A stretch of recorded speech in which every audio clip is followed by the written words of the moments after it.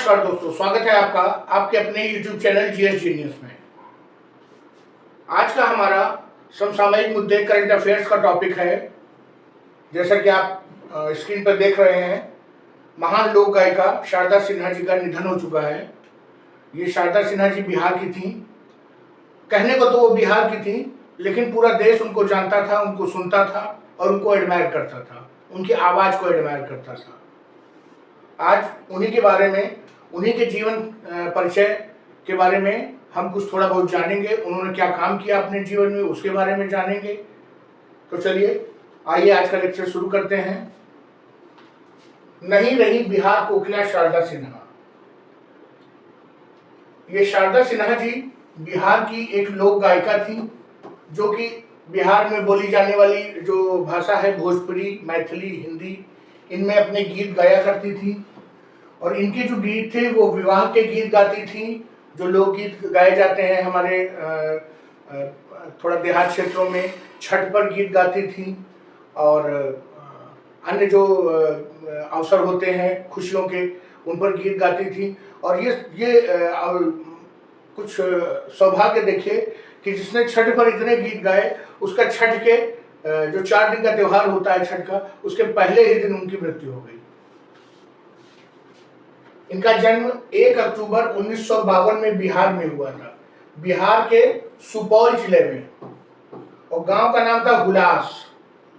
सुपौल जिला ये डिस्ट्रिक्ट था और हुलास गांव था। 1 अक्टूबर 1952।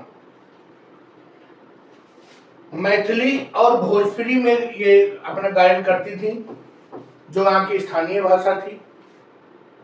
आप देखिए, ये हैं शारदा सिन्हा जी।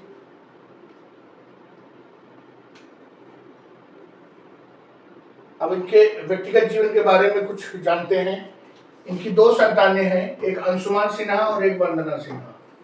सौभाग्य से दोनों लोक गायक और लोक गायिका हैं। 25 अक्टूबर 2024 को इनकी तबीयत खराब हो गई थी। इनको पहले से कैंसर था, जिसका इनका इलाज चल रहा था। लेकिन जब इनकी ज्यादा तबीयत खराब हुई और इन्होंने बोलना बंद कर दिया, तो इनको एम्स में ऑन्कोलॉजी डिपार्टमेंट में भर्ती किया गया था। 25 अक्टूबर को भर्ती किया गया और 5 नवंबर को इनका देहांत हो गया। मंगलवार को 5 नवंबर 2024 को इनका देहांत हो गया। रात को 9:20 पर इन्होंने अंतिम सांस ली। ये इतनी पॉपुलर थी कि हमारे प्रधानमंत्री मोदी जी ने एम्स के डॉक्टरों को फोन करके इनका हालचाल लिया था। चलिए आगे देखते हैं। देहांत उनका दिल्ली में हुआ है, लेकिन चूंकि उनका जो आवास था वो पटना में था, तो अंतिम दर्शन के लिए उनके शव पार्थिव शरीर को पटना में स्थित उनके आवास पर रखा गया है, जहां पर अभी मैं कुछ देर पहले न्यूज़ देख रहा था कि हजारों की संख्या में भीड़ जो है वो जुटी हुई है और पुलिस को कंट्रोल करने में दिक्कत हो रही है। केंद्र सरकार के जो केंद्रीय मंत्री हैं शिवराज सिंह, बिहार प्रदेश के मंत्री हैं, यहाँ तक कि नीतीश कुमार मुख्यमंत्री, और बॉलीवुड और भोजपुरी फिल्म इंडस्ट्री के कई जाने माने गायक गायिका, नायक नायिका ने इस पर अफसोस जताया है।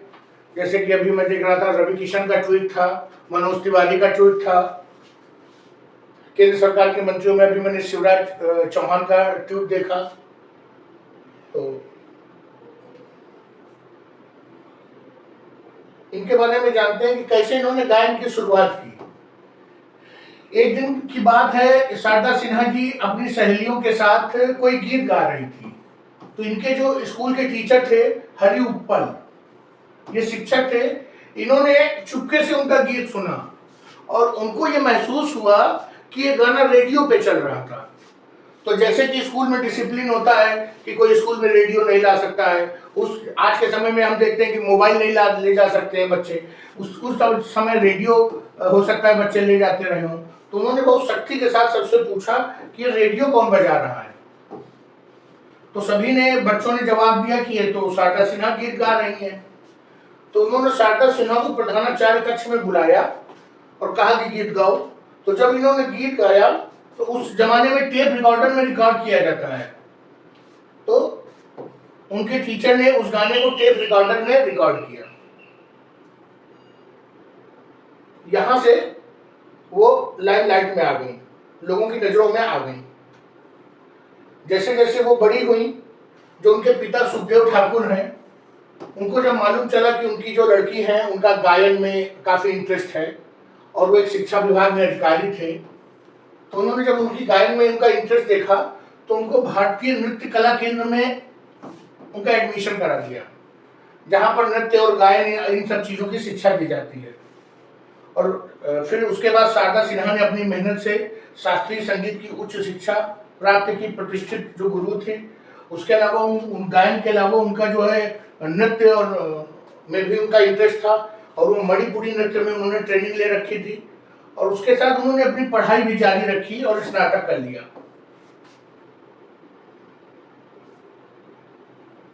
जब उन्होंने स्नातक कर लिया तो ब्रज किशोर सिन्हा जी जो हैं, उनके हस्बैंड, उनके साथ उनकी शादी हुई और वो वहीं पटना में राजनीति शास्त्र के प्रोफेसर थे। उनके साथ उनकी शादी हुई। शारदा सिन्हा जी ने अपने जीवन में सुगम संगीत की जो सभी गायन विधाएं हैं उनमें अपना हाथ आजमाया। उन्होंने गीत गाए, भजन गाए, गजलें गाई, सब कुछ गाया, और उनके चाहने वालों ने उनको बिहार कोकिला, स्पेशली मीडिया ने उनको बिहार कोकिला कहना शुरू कर दिया। उन्होंने मैथिली में गाया, भोजपुरी में गाया और हिंदी में भी गाया।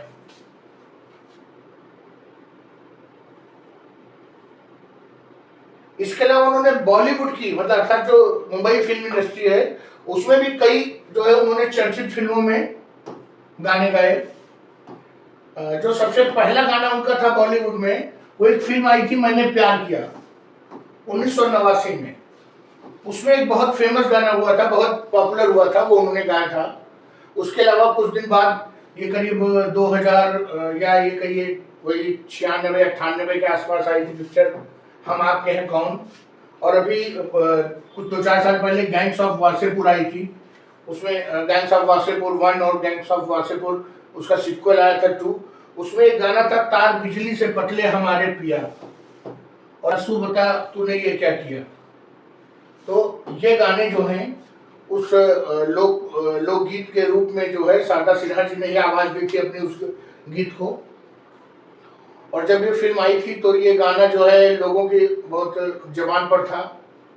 अब आइए उनकी उपलब्धियों पर नजर डालते हैं। तो 1974 में उन्होंने पहला भोजपुरी गीत गाया था, और 1978 में उसके 4 साल बाद उगहू सूरज देव, ये छठ के ऊपर एक गीत था जो उस समय HMV कंपनी थी जो कैसेट बनाया करती थी, उसने रिकॉर्ड किया था। और ये 1978 के बाद उन्होंने कभी फिर पीछे मुड़ के नहीं देखा। फिर एक के बाद अलग अलग मंचों पर वो अपना गायन करती रही और प्रसिद्धि के नए मुकाम छूती रही। 1989 में उन्हें बॉलीवुड में पहला ब्रेक मिला, कहे तो से सजनी तोहरी सजनिया। ये भी कुछ भोजपुरी टच लिए हुए गाना है, मैंने प्यार किया। यही जो मैंने अभी आपको पिछला बताया था कि सबसे पहला जो बॉलीवुड में गाना था ये यही था, कहे तो से सजनी ये तोहरी सजनिया।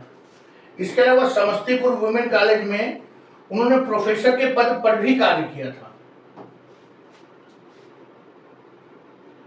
चलिए कुछ और उनकी उपलब्धियां हैं। 1991 में उन्हें पद्मश्री अवार्ड से सम्मानित किया था भारत सरकार ने। वर्ष 2000 में संगीत नाटक अकादमी पुरस्कार, ये भी बहुत महत्वपूर्ण पुरस्कार है। फिर 2006 में राष्ट्रीय अहिल्या देवी अवार्ड, 2015 में बिहार सरकार पुरस्कार, और 2018 में जो लोकगीतों का क्षेत्र है उसमें उनके अतुलनीय योगदान को देखते हुए भारत सरकार ने उनको पुनः पद्म विभूषण से सम्मानित किया। तो कहने का तात्पर्य यह है कि उन्होंने अपने जीवन में, कोई भी व्यक्ति जो कुछ चाहता है वो सब कुछ उन्होंने पाया। आज वो हमारे बीच नहीं है, लेकिन उनके चाहने वाले, और उनमें से मैं भी एक हूँ, और उनकी आवाज़ के माध्यम से उनको वर्षों तक याद रखेंगे। वो हमारे बीच रहें न रहें, उनकी आवाज़ तो हमारे बीच हमेशा रहेगी। तो इसी के साथ मैं आज का अपना लेक्चर समाप्त करता हूँ। और ये एमसीक्यू में ये क्वेश्चन आ सकता है कि हाल ही में किस लोक गायिका का निधन हो गया, शारदा सिन्हा का। भोजपुरी वो किस विधा में गाती थी, भोजपुरी, मैथिली। इसके अलावा स्पेशली जो बच्चे बिहार के पेपर दे रहे हैं उनके लिए तो बहुत ही ये इम्पोर्टेंट क्वेश्चन है शारदा सिन्हा जी का, और वो आएगा जरूर, ये पक्का जान लीजिए। जो अगले 2, 4, 6, 8 महीने में पेपर होंगे उनमें शारदा सिन्हा जी पे एक क्वेश्चन जरूर आएगा। और यही आएगा कि वो किस भाषा से जुड़ी हुई थी, और उनका ये पूछेंगे किसका निधन हो गया है अभी हाल ही में लोक गायक का। और इसके अलावा आप जानिए कि अगर उत्तर प्रदेश में ये कोई क्वेश्चन पेपर आता है तो जैसे कि वहाँ शारदा सिन्हा जी फेमस थी, वैसे यहाँ पर भी एक लोक गायिका है जो कि बहुत ज़्यादा पॉपुलर है, जो उनका नाम नहीं लूँगा, और उम्मीद करता हूँ कि आप कमेंट बॉक्स में उनका नाम लिखेंगे। तो हो सकता है कि जब उत्तर प्रदेश में कोई क्वेश्चन आवे तो लोक गायिका को केंद्र में रखकर उनके ऊपर कोई क्वेश्चन आ जाए। तो आप लोग कमेंट बॉक्स में उनका नाम लिखिए, और जो लोग सही नाम लिखेंगे उनको मैं हार्ट दे दूंगा, जिससे आपको मालूम चल जाएगा कि आपका आंसर सही है। तो चलिए दोस्तों, लेक्चर को समाप्त करता हूं। अगर आपको बिहार कोकिला शारदा सिन्हा जी पर जो मैंने जानकारी दी आपको ये प्रयास अच्छा लगा हो तो वीडियो को लाइक करिए, चैनल को सब्सक्राइब करिए।